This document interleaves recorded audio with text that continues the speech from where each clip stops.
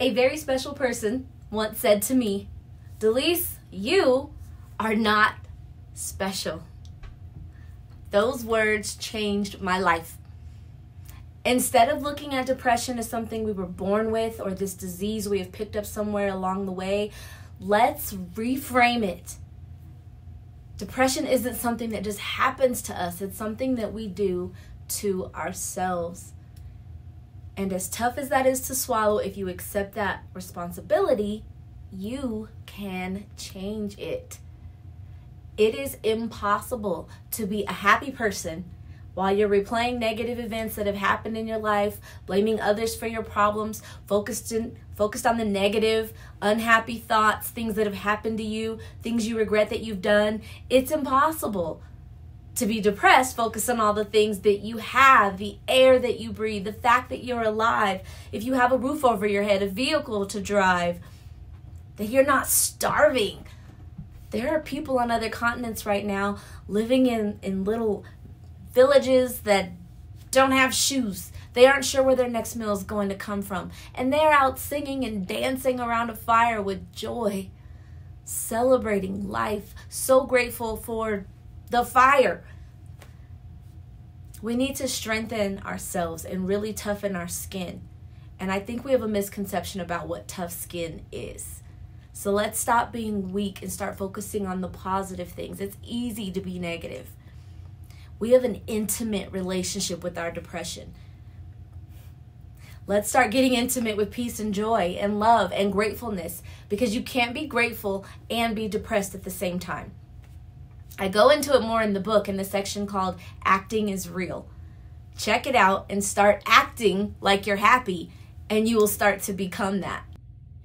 What's she mean? I got an intimate sexual relationship with my depression.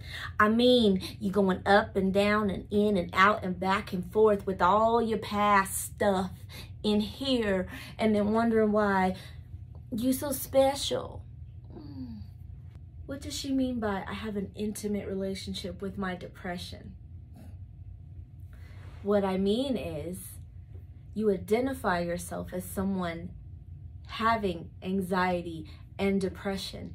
That makes it all the more harder for you to release that and let it go and start to identify yourself as a person who's happy or who has joy or is looking forward to the future. When you reframe who you are, who you say you are, then you'll start to live something different. But as long as you identify as an addict or someone in recovery, you will always be in recovery. You will always be X amount of time since your last drug or your last drink of alcohol, because you're always rewarding yourself based on how far you've come from that negative identity. But if you just say, I don't drink, I don't smoke, that is now who you are, as opposed to you identifying yourself as a recovering this, or I used to be a that.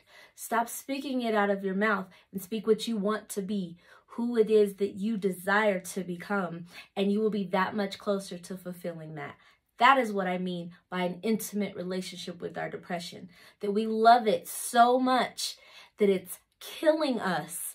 We don't realize we're in love with it, but it's where we're comfortable. And because we don't know how to break up with something that's bad for us, because we haven't learned to love ourselves, we are now in this sick, twisted sexual relationship with depression.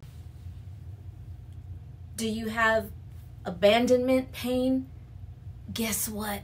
Almost everybody does.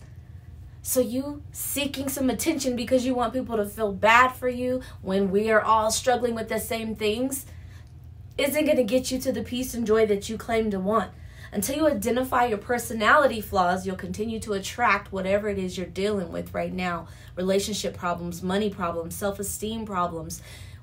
We all have those same struggles, and we all have to make choices to overcome them. So guess what? You're not special. I want you to do an exercise with me. Just stop real quick. Close your eyes. I want you to think about the worst thing that has ever happened to you. Who did it? What did they do? How did you feel? How do you feel about it now? Open your eyes. Now I want you to think. Just take a few seconds to think. Are you alone? Are you the only one that has ever happened to? Are you the only one that's been caught in the path of a bad person? How special are you in that? Now stop again and close your eyes. And I want you to think, what's the worst thing you've done to someone else? Who was that person? What did you do? What was wrong with your thinking when you did that? And how do you feel about it now? Now I want you to forgive yourself because you're human. Are you a bad person? Sometimes. Are you an awesome person? Sometimes. Can you be awesome more often? Absolutely. Where does it all start? Right here. We can't change the past. We all know that. We all say that. We all watch the videos, but still we wake up in the morning, the middle of the day on lunch break, and before we go to bed, what are we thinking about? Let's make an active choice to pay attention to our thoughts and then realign them. Carve new paths in your brain.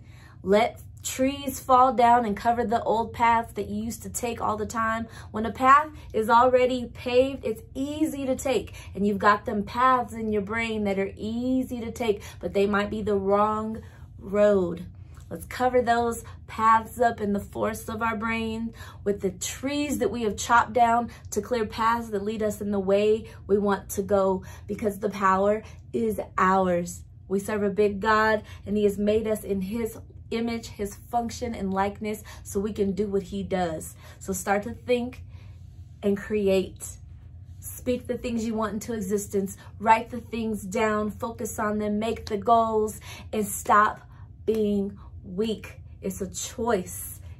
If you look at happy people and then tell yourself that some people are just lucky, that's why their relationship is working, that's why they have a successful business, to tell yourself that life is just easier for this person because I'm here making these videos and I'm happy and I'm laughing and I've always just been a happy person, so it's easier for her than it is for me, then you're thinking dumb thoughts.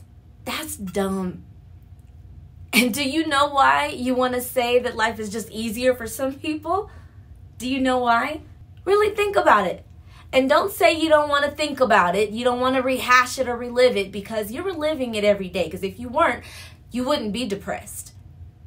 If you're sitting there watching this right now, like, is she talking to me? Like, you're the only one who's going through all of these things and thinking these wrong thoughts, these wrong, depressing, regretful things that are hurting you, and then living in pain and anxiety and depression as a result. And you think that I'm talking to you specifically, you singly out of everyone, and directly. That's because you still think you're special. And that's the problem. You think everyone that's happy, successful at something, or is motivating others, that their life is easier than yours. That thought is a cop-out. Let me tell you something. You don't have tough skin because you're willing and ready to fight somebody at the drop of a dime. Because someone said something to you or looked at you funny or accidentally stepped on your shoe. That's soft. That's so weak. Tough skin is being able to deal with the good and the bad and not reacting. Tough skin is not being easily offended. Being strong is not being easily offended. It's keeping your head up when it's not easy to. Those are the people that get us through. Those are the people that make it. It's survival of the fittest.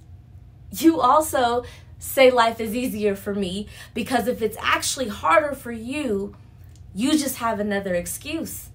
You don't have to get off your butt and make your life better. Let me tell you something else. The word says we are God's special treasure. So do you want to know how to be a treasure to yourself and to everyone else around you? Stop thinking dumb, weak thoughts. You can't change the past, so if you're still there in your mind, that's dumb. Life is too short. You can only change the way you feel, your anxiety or depression, your low self-esteem, by changing your thoughts. It doesn't happen from the outside. No person on the earth can do it for you. You have to do it from the inside out. You have to make a decision with every thought. Is this a good thought? I'm going to stop thinking this thought, and I'm going to start thinking this thought instead. It's an active thing. You have to be paying attention to what you're thinking in order to do it. You can't let your thoughts go on autopilot. Everybody that does that, trust me, it's not good for them. That's literally how it works for everybody, because none of us are special. When you realize that and you start controlling your mind, which in turn will control and affect the way your world works, your personal world, now you're really special, the good kind of special, a treasure to behold. I know why people even consider taking their own lives. It's because they thought they were so special that no one else is going through what I'm going through. No one understands my pain or has made it out of what I'm going through right now, and I'm all alone. I don't want to be that freaking special. I'm human like everybody else with the same struggles, the same tests, the same. Stop being so damn special. Your struggles are special. It's our choice on how we will think about what we are going through. How will you think and how will we act moving forward? Nothing you've experienced is unique. The root of your suffering is your attachment, what you are attached to that you shouldn't be. If you're telling yourself that you will be happy at a later date when something specific happens, or I get this, or I get married, or my husband gets better, or this depression just falls off of me, then I'll be good.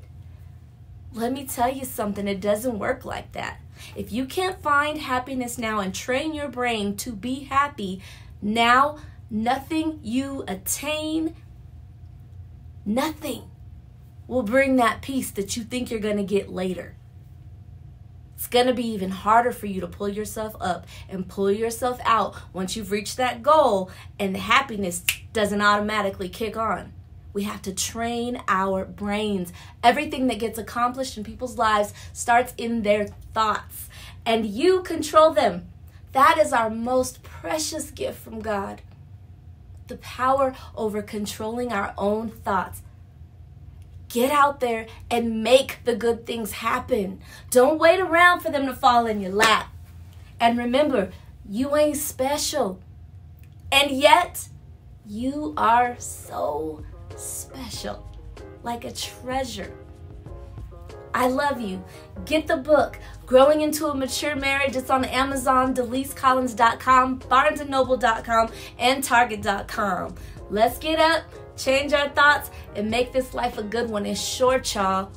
And remember, the mature marriage was once the immature, sloppy, hot mess. We all have to start somewhere. Love yourself so you can find a person to truly love you. I love you, and I will see you on the next video. Peace. Show me happy. Go smile. And then go mad. No, you kind of do you with your face. Yeah, there you go. Hi. Yeah, kind of hurts your face, huh? This is my head. Yeah. Smile. Go happy. Sad is. Yeah, there you go, sad. And then what's mad? Show me mad.